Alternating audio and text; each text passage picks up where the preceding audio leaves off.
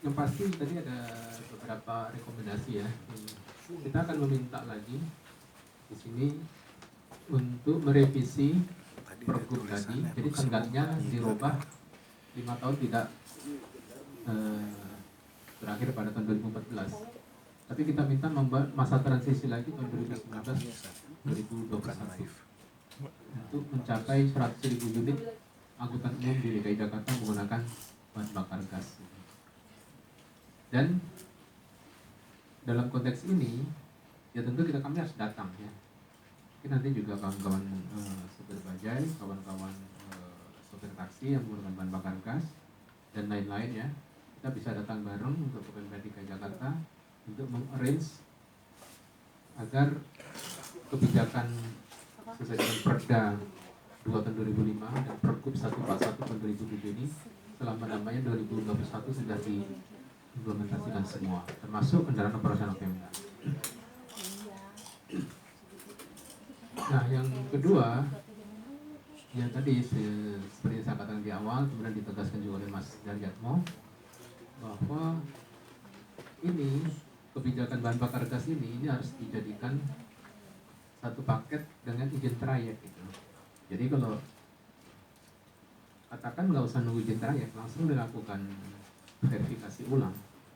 Jadi angkutan umum jangan dikasih izin kalau tidak dikonversi dengan menggunakan bahan bakar gas. Cuma memang ya nggak boleh tiba-tiba ya, tapi juga dikasih transisi lah. Ya kan tadi kalau dari 2019 sampai tahun 2021 mereka dikasih kesempatan lah, misalnya selambat-lambatnya Desember tahun 2020 gitu. Mungkin sebagian juga di tahun 2021. Jadi semua bisa mempersiapkan segala sesuatunya, tetapi dengan catatan yang akan kami sampaikan nanti ya di dalam pertemuan-pertemuan berikutnya dalam komunikasi dengan orang Pemda, kita akan membuat satu hal yang lebih tegas sehingga ketika revisi dari Pergub 141 ini sudah ada, katakan nanti harus diimplementasikan secara ketat juga. Ya tidak berhenti di situ, cuma ya kami juga akan mempersiapkan satu somasi tentunya ya untuk mengawal ini. Karena tanpa somasi biasanya juga mereka akan lembek gitu lah. Kan ini ada pergub ya, ada perda, ada pergub.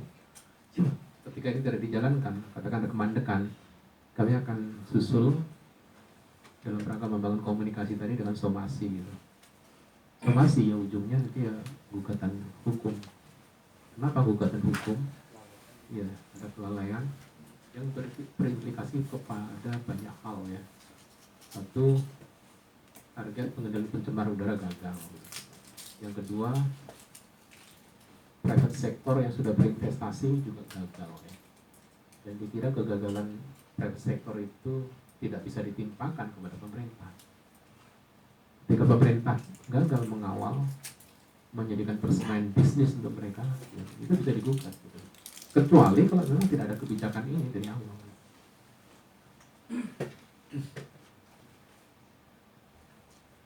Di sisi lain kan tadi juga merugikan kan akhirnya si private sector di SPBG gagal, bangkrut, kemudian usernya kesulitan juga ya, bajai, taksi kesulitan. Ya termasuk ini, termasuk tempoh hari yang dikeluhkan oleh Transjakarta begitu break evennya tidak memadai tadi, sehingga si SPBG-nya mencopot dryernya, airnya masuk menjadi lumpur ya, jadi semacam oil slug gitu, sedimen, itu juga merugikan juga kan. Banyak hal yang dirugikan. Tetapi kalau pemerintah ini tidak lalai tadi, tentu tidak akan terjadi. Jadi dikawal. Jadi mulai dari katakan target 100.000 unit tadi, itu jelas kan angka-angkanya itu. Jadi itu harus didorong ke Kepala Dinas Perhubungan, diwanti-wanti oleh Gubernur. Tahun 2020 misalnya itu harus berapa, 2021 harus berapa unit. Jadi paksa, akhir 2021 100.000 unit sudah terkonversi semua menggunakan bahan bakar gas. Sambil Gubernur juga mengawal SPBG-nya dipaksa untuk beroperasi ya. Kalau hitungan kami perlu di DKI Jakarta perlu 65 SPBG dengan minimal ya, ada 65 unit SPBG. Nah, setiap unit SPBG minimal memiliki 4 dispenser. Itu baru bisa memenuhi kurang lebih 100.000 unit kendaraan bermotor tadi, angkutan umum maupun kendaraan operasional Pemda.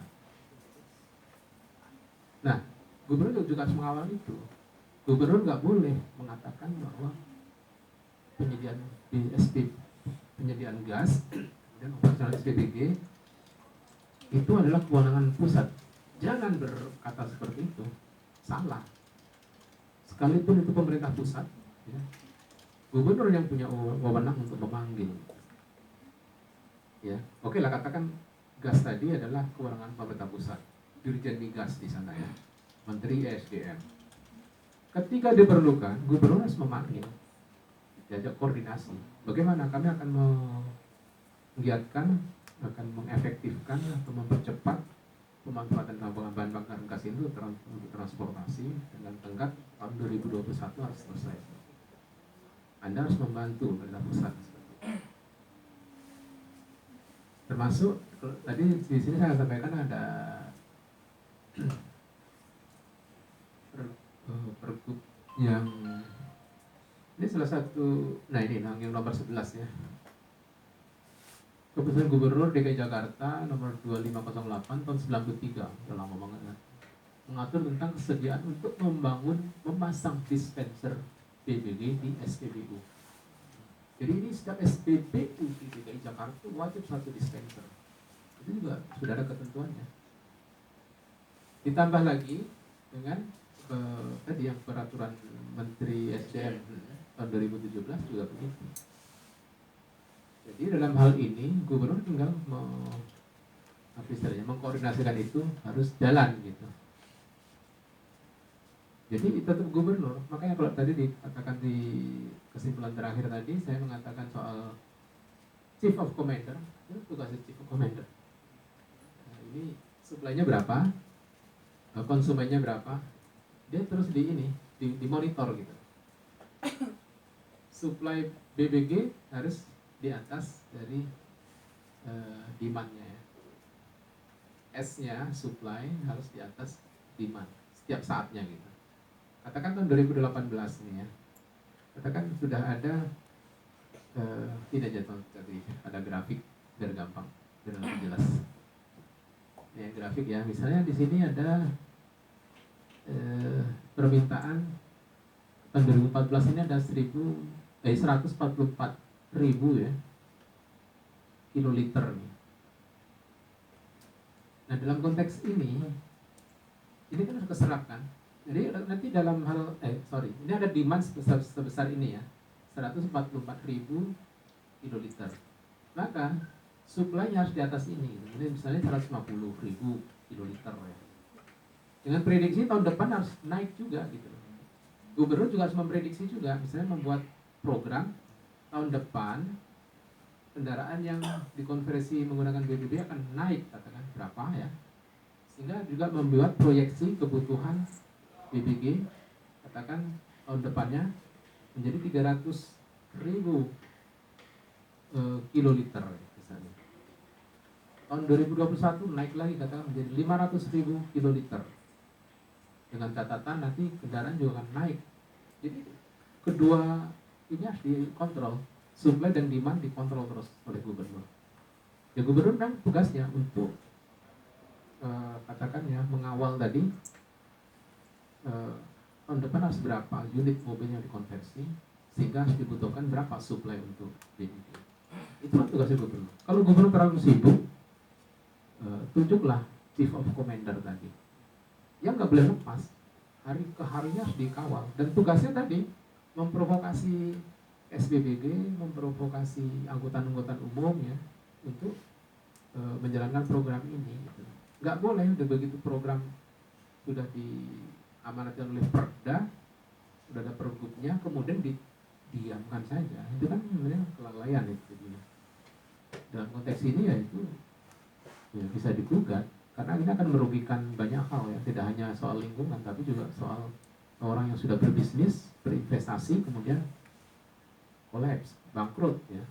Karena kalaupun bangkrut, si perusahaan tadi bangkrut, itu yang merugi juga negara gitu. Semua akan mempengaruhi domestic products dari negara kita. Jelas Mas ya kira-kira? Nah berikutnya tadi Bace sejak kapan mengalami hal seperti ini? Nanti tolong dijawab ya Pak Robi. Bace tadi sejak kapan mengalami tersendat-sendat supply? Kemudian dari Mas Fikar dari Antara, Pergub 141 adalah efektif. Bagaimana efeknya terhadap pengendalian pencemaran udara ya? Ya, kita belum mengukur secara keseluruhan ya, tapi kalau per unitnya pernah kita ukur. Jadi satu kendaraan kita bandingkan antara menggunakan bensin dengan bahan bakar gas gitu. Nah itu perbedaannya sekitar 90%. Artinya yang menggunakan bahan bakar gas itu emisinya 90% lebih rendah. Atau dengan kata lain, emisi kendaraan yang menggunakan bahan bakar gas yang tersisa itu hanya 10%. Euro apapun. Nah, Euro apapun. Jadi kendaraan Euro 2, Euro 3, Euro 4 itu sama. 90%. Kalau menggunakan bahan bakar gas. Kenapa ya kan? Tergantung bahan bakarnya sebenarnya. Nah, jenis atau teknologi kendaraan bermotor itu akan sangat tergantung pada bahan bakarnya. Kalau bahan bakarnya bersih, emisinya akan bersih otomatis itu. Memang ada parameter tertentu yang memang nggak bisa sebersih kalau teknologinya lebih canggih ya. Misalnya gini, kendaraan standar Euro 2 gitu ya. Begitu pakai bahan bakar gas, dia emisinya setara dengan standar Euro 6. Gitu. Itu otomatis. Karena ya tadi gas, kelebihannya gas kan gitu. Sulfurnya nggak ada ya. Karena nggak ada sulfur, maka partikel debunya tadi paling tingginya tinggal 10% gitu ya. Hidrokarbon turun drastis tuh. Hidrokarbon dari kendaraan bermotor itu kisarannya sekitar 80-85%. Nah kalau dengan BBB itu juga akan turun drastis. Karbon monoksida, nitrogen dioksida juga demikian ya. Apalagi sulfur dioksida mendekati 0 gitu. Jadi kalau kita sulit untuk masuk ke standar Euro 6 kendaraan bermotor kita ya, udah kita pakai bahan bakar gas saja. Standar Euro 2 pun jadi itu emisinya setara dengan standar Euro 6. Kan kalau masuk ke standar Euro 6 kan sulit kan kita ininya apa? Bahan bakarnya harus sesuai dengan standar Euro 6, kadar belerangnya harus maksimum hanya 10 ppm ya. Sementara solar kita masih di atas 2000 ppm. Solar deck saja masih 300 ppm. Padahal kita dituntut 10 ppm kan. Nah itu. Di samping itu nanti harga kendaraan juga mahal. Harganya bisa 2 kali lipat dari kendaraan yang standar Euro 2 gitu. Itu salah satu pilihan kita. Makanya kalau tempo hari kita dorong agar Transjakarta menggunakan bahan bakar gas, itu sebenarnya juga lompatan. Kayak dulu standar Euro 2. Tapi begitu pakai bahan bakar gas, emisinya sudah setara dengan standar Euro 6. Tapi nanti kita akan coba itu simulasikan untuk yang efek secara globalnya ya. Artinya secara bukan secara global, secara ambient air quality gitu. Itu udara di dalam kota kita ini gitu. Itu akan kita coba lakukan nanti simulasi ke sana gitu. Tapi belum tidak kalau pemerintah DKI Jakarta nanti setuju dengan skema yang kita tawarkan tadi, kita kasih tenggat sampai 2021, maka kita akan bantu dari DKI Jakarta untuk menghitung tadi efeknya terhadap penurunan pencemaran udara seperti apa. Tapi sementara yang bisa kami sampaikan itu per individual kurang lebih 90% emisinya lebih rendah ketimbang menggunakan bahan bakar bensin apalagi solar. segala jenis kendaraan Mas ya. Iya, iya. Kemudian dari Mas Ridwan tadi soal kaitan dengan electric vehicle ya, kendaraan listrik, bis listrik dan sebagainya. Nah ini kan belum selesai dengan BBG, kita ada ide juga dengan electric vehicle. Nah ini juga PR besar dan kayaknya kita itu apa istilahnya, maunya banyak gitu, tetapi tenaganya nggak ada. Ini kan euforia kan electric vehicle, katanya mau mengejar ketertinggalan di industri otomotif agar kita tidak menjadi bulan-bulanan industri Jepang, industri Korea, industri Cina gitu. Tapi apa yang terjadi, kita masih lebih ketinggalan lagi ini dengan electric vehicle ini. Kami sedang melakukan riset ya, tapi mudah-mudahan bulan depan bisa dirilis terkait dengan industri electric vehicle. Industri electric vehicle yang dibangga-banggakan, yang tempoh hari dipamerin di Balai Kartini, kemudian dipamerin di beberapa kampus, di mana-mana, di BPPT itu impor semua gitu. Kalau barang impor ngapain dipamerin ya? Ngapain dibangga-banggain gitu loh? Jadi pembohongan semua, kita hanya assembling gitu loh. Nah, terkait dengan pertanyaan tadi, ya memang gini aja, kalau ada ide electric bus terkait ini, electric vehicle, itu bagus. Cuma jangan nunggu, maksud saya gitu. Kalau kita masih bisa pakai gas sambil nunggu electric vehicle, kita jalankan saja gitu. Ya memang kesannya ini ditabrak kan gitu. Dari BG, kemudian ditabrak dengan listrik. Memang ya namanya bisnis memang begitu ya, selalu saling menabrak, saling menjatuhkan, saling merebut gitu. Pertempuran bisnis kan begitu. Tapi nggak apa-apa, kalau memang electric vehicle mau masuk, bagus. Cuma selagi itu belum masuk ya jangan ditunggu gitu. Ini kan Transjakarta sudah mau mengadakan, kalau nggak salah tahun ini paling tidak 600 unit bis ya, tahun depan 1000 bis ya. Nggak usah nunggu, kalau belum siap electric vehicle-nya nggak usah nunggu, gas aja dulu. Kan Transjakarta tinggal buat komitmen kan ke SPBD-nya, kami mau begini dan seterusnya kan. Dan drivernya selalu terpasang biar airnya nggak masuk ke tangki misalnya. Tetapi kalau ada electric vehicle, ada electric bus yang siap dijual sekarang ya nggak apa-apa, nggak apa juga. Sebenarnya kan dalam konteks kami dalam mendorong kebijakan kendaraan yang ramah lingkungan, sebenarnya teknologinya terserah ke pasar gitu loh. Bahan bakar gas oke, electric vehicle oke. Electric vehicle pun teknologi juga banyak, ada hybrid, ada murni electric vehicle yang pakai baterai, ada juga trolleybus ya, trolleybus itu yang kayak KRL gitu, kan?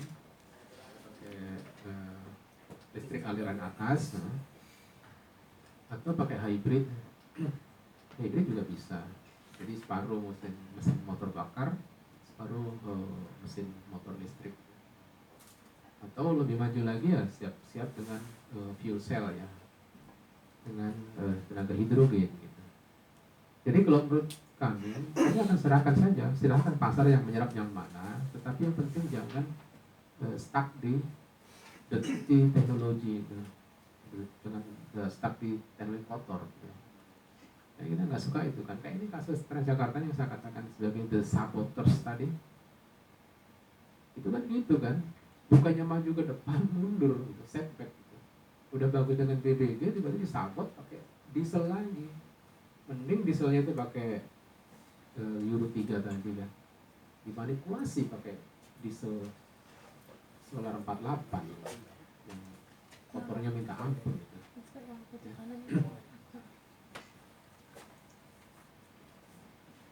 Jelas nggak saya kira-kira? Pertanyaan kedua soal tadi sudah saya jawab juga ya, soal setiap SPBU wajib menyediakan satu dispenser, regulasi dari Menteri SDM.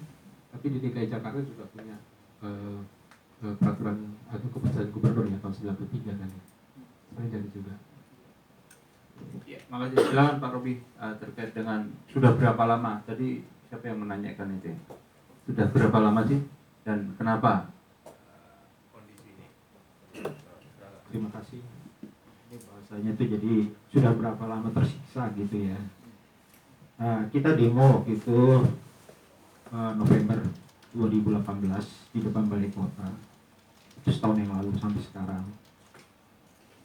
Belum ada perubahan yang signifikan. Nah, itu kita demo karena sudah 6 bulan tersiksa. Jadi kalau dihitung 1,5 tahun tersiksa gitu. Nah, kalau kita lihat lagi itu tabel yang tadi yang dibuat asosiasi SPBG 23 itu yang jelas untuk Jakarta ya, satu bisa dicoret Margonda, berarti tinggal 22. Dari 22 itu juga itu untuk melayani kami itu bisa kami coret 7. Jadi otomatis total buat kami itu dari tabel 23 itu yang hanya bisa melayani kami itu cuma 15. Nah, 15 satu daerah ya di utara itu nggak ada SPBG. Berarti hanya 4 ya, 4 wilayah terlayani. 4. Terus kemudian ada kita punya SPBG 16 buat kami. 16 bagi 4 berarti. Tiap wilayah 4 kalau masih rata-rata. Jadi sangat minim. Sangat minim sekali. Kalau 4 itu kalau kita kendaraan umum ya, itu sangat dibatasi geraknya. Apalagi teman-teman kami dari utara itu numpang di timur ngisi.